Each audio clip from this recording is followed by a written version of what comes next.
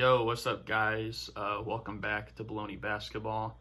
This is episode 22 now, and pretty crazy week, honestly. Like, that's just kind of how we can put it. You guys already know I'm here with Johnny. How's it been, Johnny, for the past week? Eventful. Not necessarily with stuff that's happening on the court, but more off the court and kind of the direction we're headed. So it's going to be a different episode for sure. But just trying to stay healthy and whatnot. Obviously, I'm going to preface this with I'm not a doctor or anything, so I don't really have the top knowledge. But I'm just trying my best to stay healthy and kind of avoid this if possible. Yeah, and I mean, we'll kind of dive into the big topic at hand with our guest on the show today. Our guest, which is Raivon. How is it going, my man? It's going good. Thanks for having me on the show. I can't really hear Gianni, like, at all. Okay, well, hopefully we fix that. If not, then I'll probably just, cue you in or something. I don't know, Discord's kind of weird. But anyways, so, I mean, the main topic of the day is that the NBA season has been suspended. Weird. It's really weird. So, obviously, I mean, there were reports the other day, the Warriors were going to play the Nets with no fans. Then, the Thunder OKC game was about to start. Everything paused. They all go to the locker room. They're all quarantined.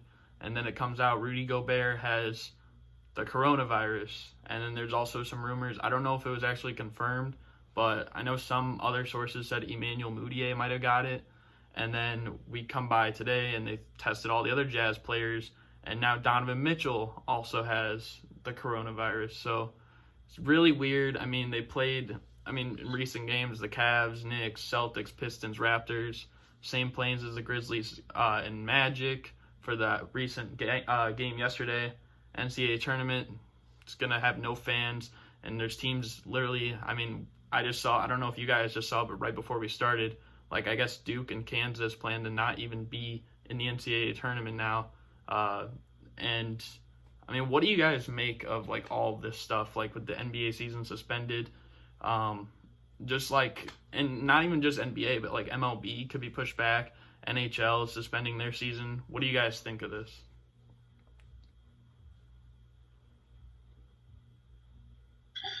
Personally, it's the right decision in my mind. I think all sports need to be at least suspended until further notice at this point. We need to avoid big crowds. That's really the best thing to do at this point because it's something that can spread quickly. And in terms of what's happening in the NBA, it's not just the Utah Jazz that are affected by this. Rudy Gobert has it. We don't know how long he's had it for. So he could have spread it to all of his teammates, the teams they've played. We saw a couple days ago. Was it a couple days ago that he touched all the microphones? Whatever the case may be. Yeah. He had touched everything on the media set. So who knows if he had it then. So, just for Rudy Gobert, this could have spread to so many different people, so many different places. We have to be aware of it. I don't like saying it, but I don't feel that Rudy Gobert and Donovan Mitchell are the only two NBA players that have it. I think in the upcoming days, we're going to see more reports of other players having it. And so we just need to do everything we can to slow it down. Yeah. Raivon, did you have any take on this whole chaos going on with the NBA right now? Most definitely, man. It's ridiculous. It makes me want to go to the grocery store and stock up on my stuff because it seems like the apocalypse is now, And after Kobe died, I thought we were just going to kind of some beautiful basketball and get the playoffs, but now none of that's happening, or at least for now that we know of. Could be suspended, maybe canceled, but just unprecedented. Yeah, I couldn't agree with you guys probably anymore. And it's, obviously, like you said, Johnny, it's not just, the NBA that's affected by this, because, even, Tom Hanks, this isn't, this is a basketball show, but, Tom Hanks, he's, a huge figure, out there, in the movies, so, that's kind of a huge thing as well.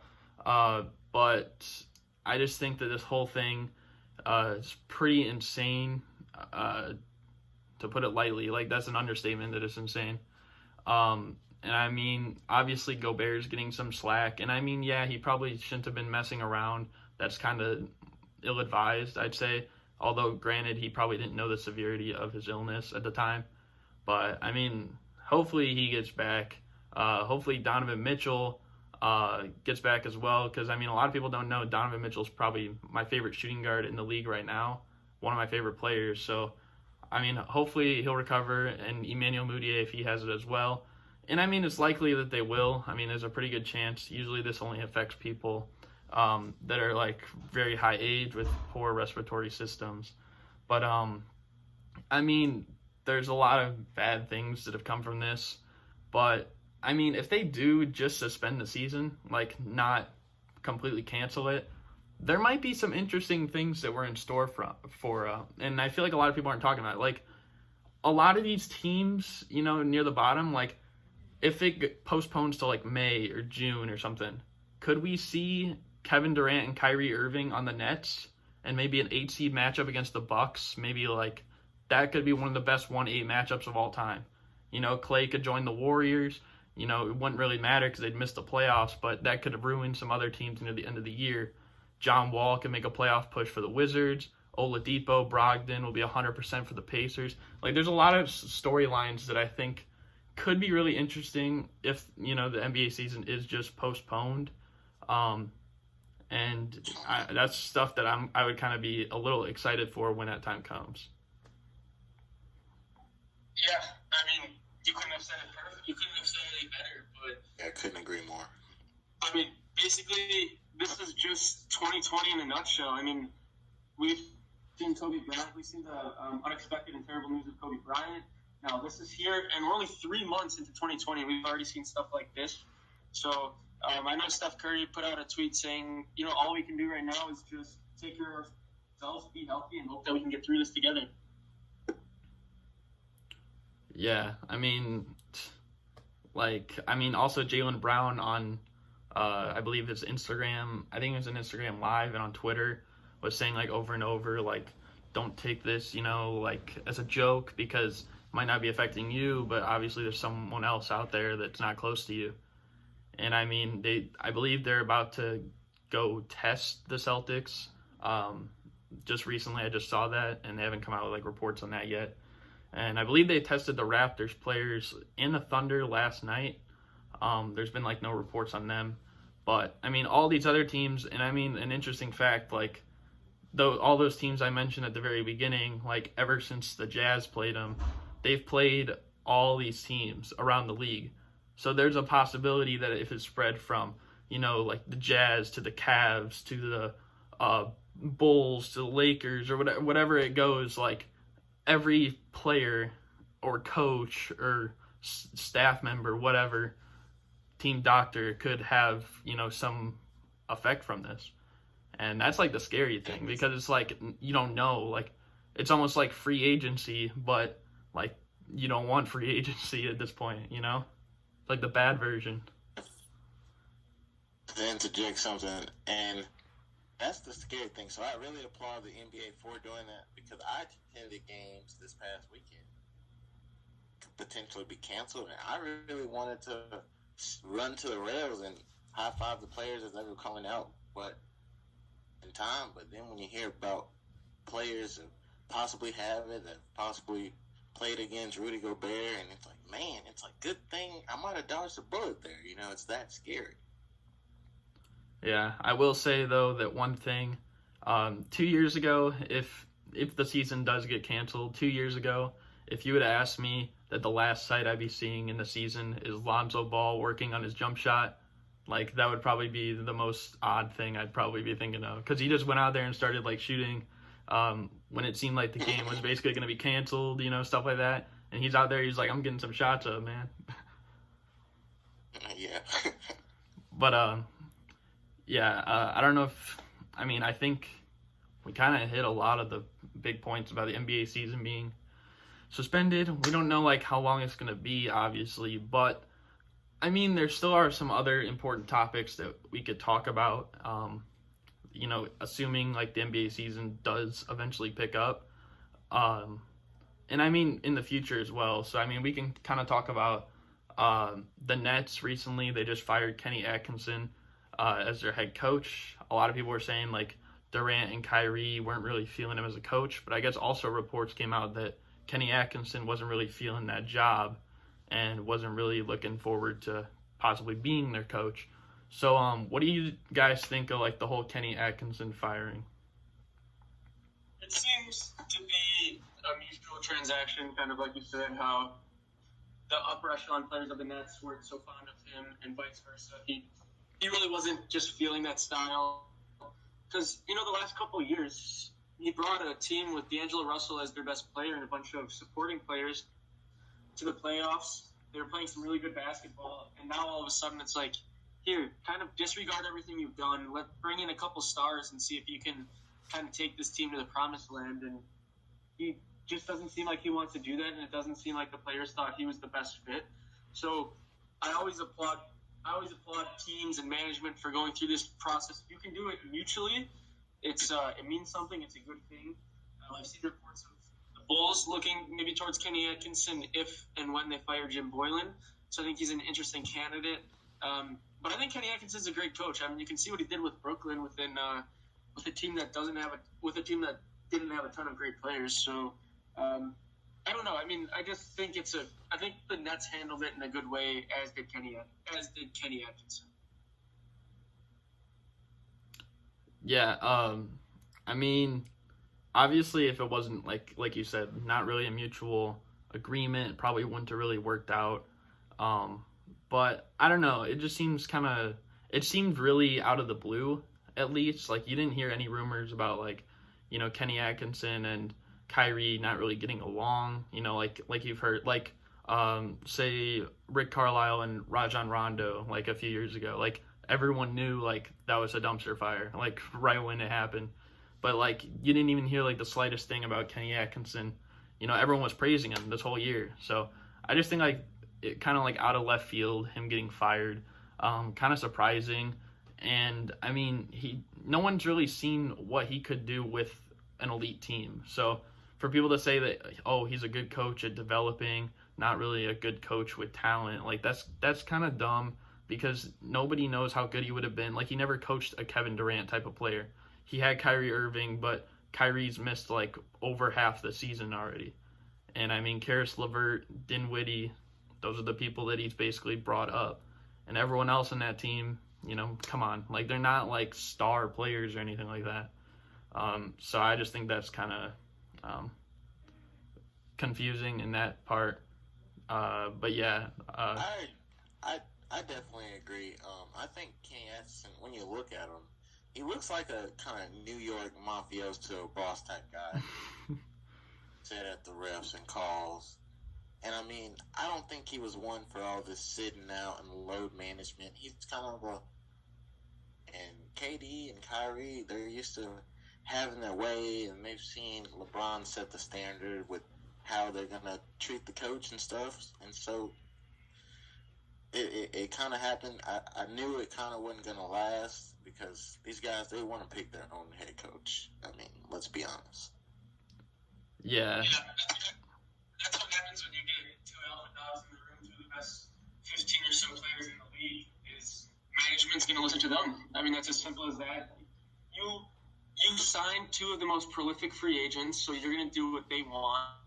And this is kind of the direction you want to head in. Yeah. I'll ask you guys a quick, like, yes or no question. I mean, Tyronn Lue has kind of been rumored to possibly be the coach of the Nets, for the future. Do you guys think that they end up picking up Tyronn Lue as the head coach?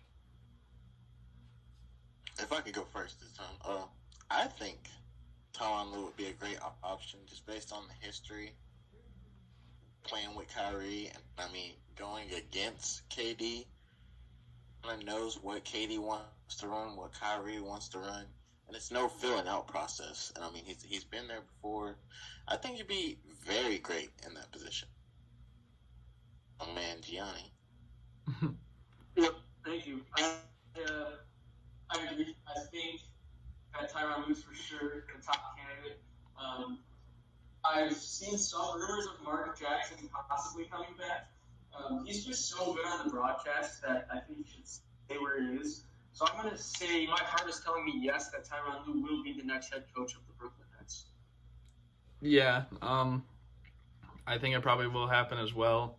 I'm sure Tyronn Lue, it's not going to happen until next season. They're probably just going to have like an interim, for the rest of the season, especially like with, all the recent news yesterday. Like, I don't think they're really rushing to get a, professional head coach. And the fact that Ty Lue is currently like an assistant on the Clippers and they have a chance to win. So, yeah, I think he probably does end up there. I mean, Mark Jackson, Tom Thibodeau, Jeff Van Gundy, those are like other candidates, but I don't know. I think Tyronn Lue probably makes the most sense there. But yeah, we're gonna move on. Kind of gonna be talking a lot about the Lakers and the MVP race. Basically, has been heating up over the past week. The Lakers had a really weird week. I mean, like, they beat the Bucks and they beat the Clippers. But then they come out and then they lost to the Nets. And it's kind of odd. I mean, LeBron definitely elevated his MVP case in those two big games. Against the Nets, he still played fine as well. Just, like, obviously down the stretch, didn't finish.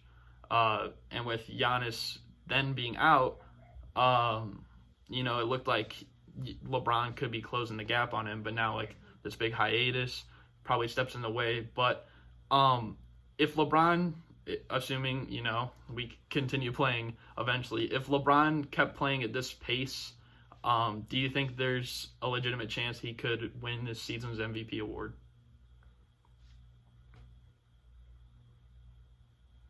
Yeah, I think so for sure. We've seen the Bucks kind of slip up lately. For the whole season, it was Giannis by a mile, and just day by day, LeBron's been creeping back. Hasn't really missed many games. Lakers are on track to be the number one seed in the West, at least. I think a lot of this depends on who finishes with the overall better record. If the Bucks do, I think Giannis will take home the MVP, assuming he comes back and plays, at least, I think they have 17 games, at least like 12 in the next 17 if he plays and they win and take home the best overall record. I think it's him. Yeah.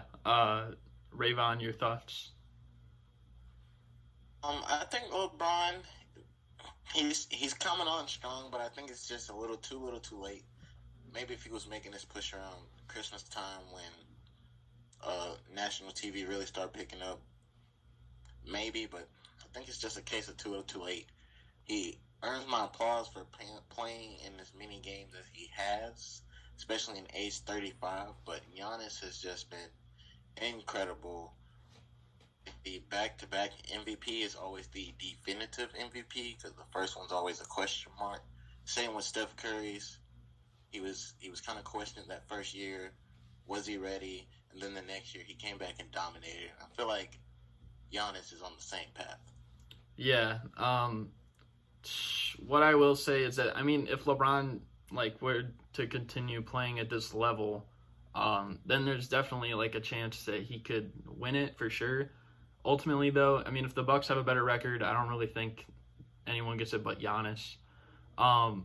But I would give LeBron a chance even if he kept playing like this. But I don't know if I'd make him the favorite. I'd probably still have Giannis the favorite, considering the fact that, Giannis has been doing this all year. And, I mean, LeBron hasn't been playing bad at all. But, I mean, really, I feel like MVP talks for him, up there in Giannis's level, per se, and, didn't really start until this weekend. And, I mean, that was kind of the thing that really annoyed me because, you played good on Friday and you played really good on Sunday in two really big games, but that's a player of the week. That's not a regular season MVP.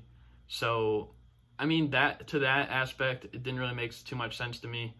But, I mean, I think definitely, unless Harden, comes back and averages, 45 or something by the end of the year, I think LeBron definitely has a top 2 spot wrapped up. But And did you guys catch all that, or did I cut out? yeah, we caught all that. But I think he's on the right. Yeah, I mean he's been doing his thing lately. It'll be interesting to see what ends up happening though with it. But obviously, like, that's not the only LeBron news that we have.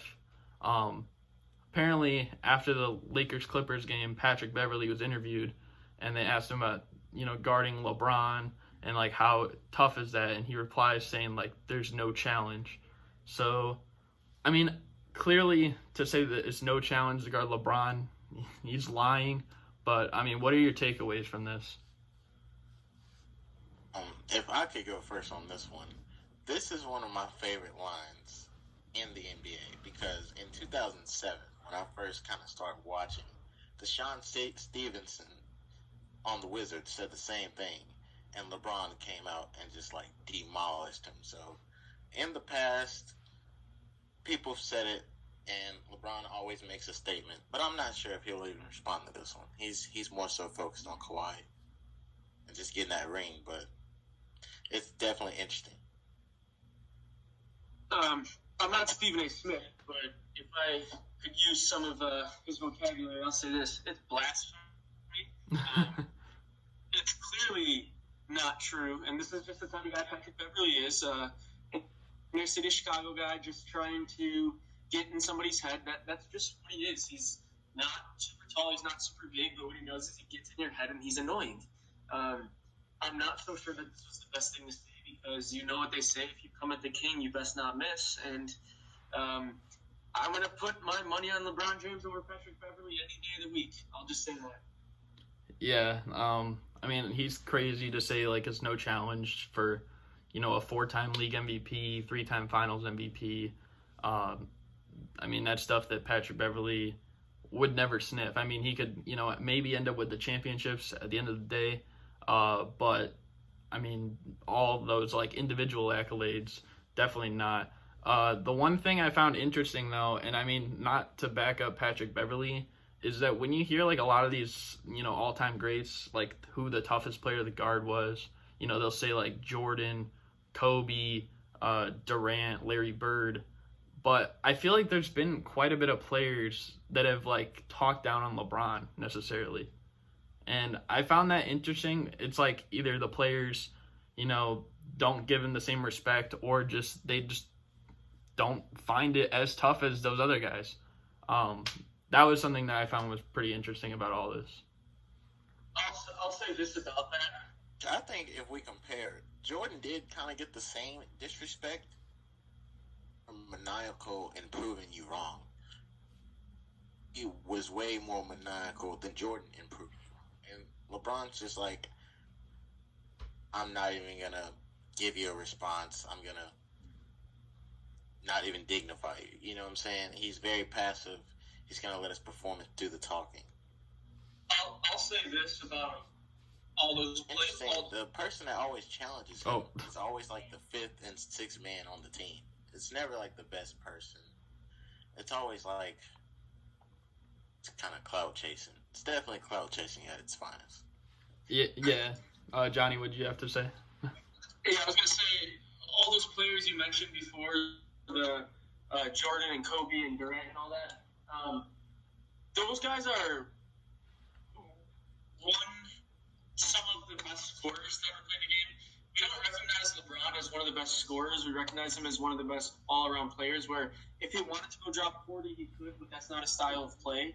Whereas you look at Kobe, you look at Jordan, you look at Durant, those guys are trying to go out there and just torch you every single night. Not that they don't play team ball, but that's just like they're going to drop 35 on you. That's just plain and simple. And so when you hear guys guarding them, they're guarding them one-on-one, and they're just getting torched every single night. So that's kind of where I lean on the whole situation. I'm not saying that about LeBron, but I'm rather saying that about some of the best scorers the game's ever seen. Yeah, I mean, I think, like, definitely all that is, valid, but I just think it's kind of just the fact that sometimes LeBron's passiveness is part of the reason why people will be like, Someone will be like, I'll take LeBron over Larry Bird, for the first 46 minutes, and then they'll rip him on his killer mentality, stuff like that. So I think that's where the no challenge thing. That's not the whole thing, obviously. Part of it is he's bitter, he's salty. They lost the game, and Patrick Beverley had 2 points and more turnovers than points. So I think part of that is him being bitter. But there might be a little bit of it to comparing him, because we don't compare LeBron. When we look at LeBron, I feel like we don't look at him to Giannis. We don't look at him to Kawhi, because right now in the league, Kawhi is probably at the best he's probably ever going to get. And LeBron is kind of on, I don't want to say it, but kind of on a down slide. Probably not the best year of his career. And, they're still neck and neck on who's, better, pretty close. But, so obviously these other players are probably never going to become what LeBron has. But yeah, I just think that we compare him on a higher level. So we compare him to the all-time greats, and in that aspect, it's kind of questionable with some of these other players. But moving on to another topic. Now, the Rockets recently had some small ball problems. Obviously we're not gonna be seeing this team for quite some time, but they started off pretty good. I think they lost one early game to, I believe, the Suns or something, and then they went on a run, started winning a bunch, and then they've been losing a bunch to the Knicks, Hornets, Magic. Do you think that their style play has been exposed? Yeah. They're a team that needs to be fiery, and also they're going to beat you in a track meet. They're going to beat you by scoring more points. But they're going to beat you in high-scoring games. They're not going to win 95 to 90 to 93 type of games. That's just not the style they have. They don't have the ability to do that when their tallest guy on the court at most times is 6'8" or 6'9" Robert Covington. That's just not their style. Their style is to be a better offensive team than you and just live with the results. Hope their threes go in, because they're just going to get torched on the courts. It's plain as simple as that. And if they have an off-night shooting, they're probably going to lose. And I don't think that they're going to be able to sustain this in the playoffs. Yeah. Go ahead, Raivon. People on this, it's on to something. Every scientist, your first experiment doesn't go correctly. They were ahead of the league on the three-point revolution. I think they're ahead of the league on the multi-wing lineup. I'm definitely looking forward to seeing them work out the kinks, because they're trying this mid-season, off-season to implement this. So I'm excited to see them work out the kinks and the final product. It's like Apple. They roll out new inventions for the NBA, and everyone kind of copies and goes from there. So I'm excited. Yeah, it's definitely new. Similar style of play that we've seen before, but it's a new thing with really such a small lineup. But I think they have been exposed as well. And I think it'll kind of bite them in the butt when it comes to playoff time, because, I've said that I think once they, traded Capella and they got, Robert Covington and all that it'll work in the regular season, because a lot of these teams haven't played a lineup like this before. So it's, a completely different scheme. So the Rockets, every, first time they'll play these teams, they'll get away with it most likely. I believe they beat, the Jazz, the Lakers. Those are tough teams, and, they got it done. But now it's some of these other teams are kind of punishing them down low. Nikola Vucevic had a field day the other day. And Cody Zeller had a really good game. Mitchell Robinson, not really Vucevic is an all-star, but those other guys aren't really elite centers in the NBA, at least not yet. So I think that they are And a lot of these guys are taking it personal because they feel like the big man position is becoming extinct, and they see the Rockets taking the first step to eliminating 7-footers out of the game. So they already feel threatened because they can't shoot 3-pointers. Threatened because they're not 6'8". So, you know, they definitely want to punish them and show their value to the league. Yeah, I think that's a pretty good point, actually. Like, I haven't really thought about that from, you know, their perspective. Like, obviously, they're probably going to be upset about that. It's like, oh, you're kind of like, you think we're like a joke or something? Like, our time is done. Like, watch this. But, yeah, that's actually a pretty good point. But, yeah, I mean, obviously, they'll have a lot of practice time. But, you know, maybe they could figure something out, whatever. But, yeah, we're going to kind of move on. This is kind of something away from the court that we saw recently. So, obviously, you know, the Draymond Green, Charles Barkley beef was pretty big over the past week. So, obviously, it all started with, you know, Barkley back earlier in the season saying Draymond's been quiet with his triple single this season. And then Draymond was saying stuff about how he could, like, take his job. You know, like, he's up there, like, with his, you know, rings, like, sitting up on the mantle and stuff like that. What do you think of this argument? Yanni, you can take it first. Thank you. Draymond Green being Draymond Green. Charles Barkley being Charles Barkley. Just the types of people that these guys are. They're always looking to get in some little arguments. They're always trying to pick on somebody. Like, this is just what I expect. The whole single, what was the, instead of triple-double, the single-double Charles Barkley's been talking about. Just a bunch of bickering, a bunch of back and forth. I mean, I don't know. It's, at the end of the day, it's all fun and games. But it's just like, these guys are always going at each other. And it's like, do you expect anything else? The answer is no. Yeah, go ahead, Raivon. Oh, me personally, I love good beef. I mean, it sells tickets. Like, Westbrook versus KD was kind of like the last real beef I was. Now, I mean, Draymond versus Chuck. Some beef with players in the league, but it's interesting. It's true. Both raise good points. But I really wish they would just team up. I'd rather see them someone else, you know. They feel like more of the same. And I feel like that's why they don't get along, is because Draymond is Charles Barkley back then. Barkley is like looking back and he's like, well, I would have did this. And, you know, Draymond's well, like, I've done this. I got rings. So, you know, they're both similar to get along, but it is what it is. Yeah, I mean, you guys both agree, like, you guys both said something that I agree on, like, they're both very similar personalities. I think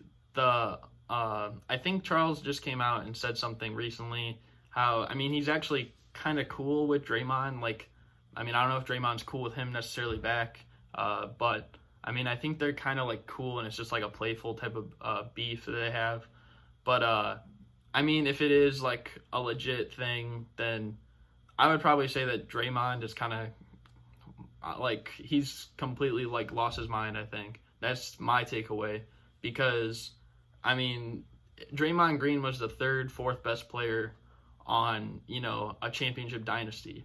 And, I mean, if you made Charles Barkley the third or fourth best player on a 1990s team, they'd, like, win every year, because that's how good Charles Barkley was. I mean, some years you might not even find 3 or 4 better players than Charles Barkley in the 90s. You know, like, Jordan was always up there, but then there was, like, one year where Barkley won MVP, so he could have been the second, third best player in the league. You know, Olajuwon was up there. So that's, like, my big thing. Man.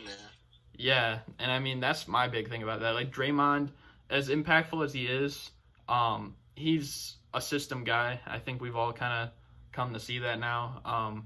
Because, I mean, obviously this season with the Warriors, you know, he got worse. And, I mean, it's, like, similar.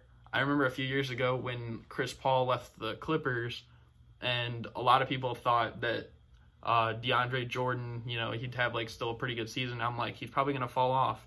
Like, I mean, not completely fall off the map, but he's going to have a worse year because he doesn't have that point guard to, you know, help him out. And sure enough, his numbers dipped.